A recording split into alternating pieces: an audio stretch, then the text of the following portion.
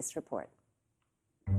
Riding the wave of China's meteoric economic rise in the last 40 years, Hong Kong has been able to move from cotton spinning and manufacturing into financial and commercial services, giving companies around the world a place to do their banking, borrow money, and sell shares. Hong Kong has a lot to offer. Low taxes, the fact that money could move in and out of it easily, a stable business environment, and a legal system based on that of the UK.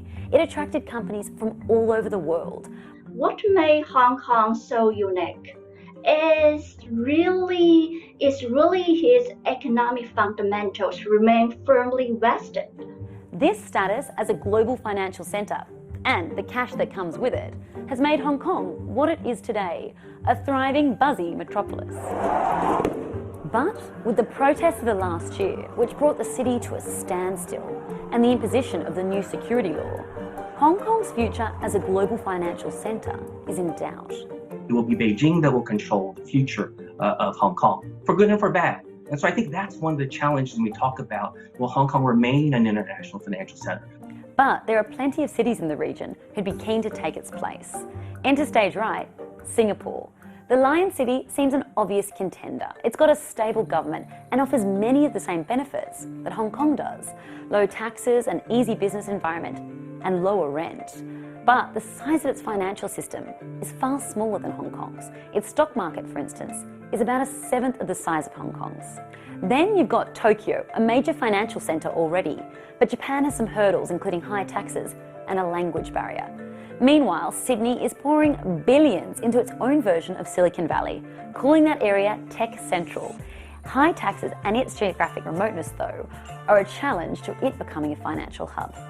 And that's not to mention the other contenders, such as Bangkok, Taiwan, Seoul, or even Chinese cities such as Shanghai and Shenzhen. It won't be easy, though, to replace Hong Kong. The flow of money that comes in and out of Hong Kong on a daily basis, that goes into mainland China and comes out, is very hard to replicate. So, as long as the money is flowing, the bright lights of Hong Kong will stay on. Katie Silver, BBC News. Well, that money is certainly flowing for now, despite the violence and protests that have paralyzed the city for the last year or so. Hong Kong's stock exchange hasn't lost its appeal. It's already raised $11 billion this year in new listings, and we're expecting a blockbuster IPO from the Ant Group sometime this month. Drew Bernstein from New York has been advising Chinese companies looking to go public in the United States for the last 20 years, and he told me the new security law won't dent Hong Kong's fortunes.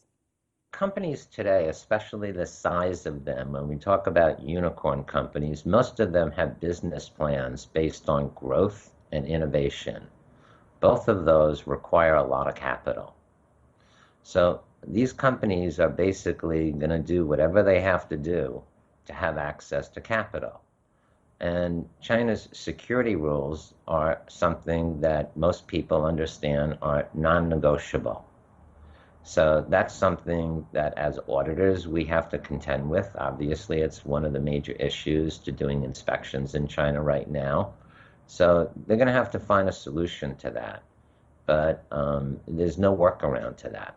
What's happening in the United States, Drew? A lot of Chinese companies attracting scrutiny there. Do you think that will stop them from listing in the U.S.? No. I think in China particularly, 10 years ago, China didn't have very mature markets. But given that China's markets right now, inclusive of Hong Kong, may come out #1 this year, I think one of the issues that they're going to have, and they're going to have to prove to investors, is that they can operate, the companies that are public on these markets can operate with good corporate governance and integrity. Because if they don't, it's not going to be a stock market, it's going to be a casino. We've seen that blockbuster IPO coming up, Ant Financial, listing in both Hong Kong and in Shanghai, foregoing the US listing. How much do you think this will become a trend for Chinese firms, eschewing the United States, moving to Hong Kong and Shanghai? Well, this is not one of your typical companies, but I think it's a very interesting strategy because it kind of fills the gap. One of the advantages of going public in the US is that you're raising dollars. rather than say renminbi. One of the disadvantages of raising money in the US is you're raising it from people that likely never heard of your company. Understanding Ant Financial is different, but most of the mid-tiers and other companies, most US investors never heard of. Drew Bernstein there speaking to me from New York.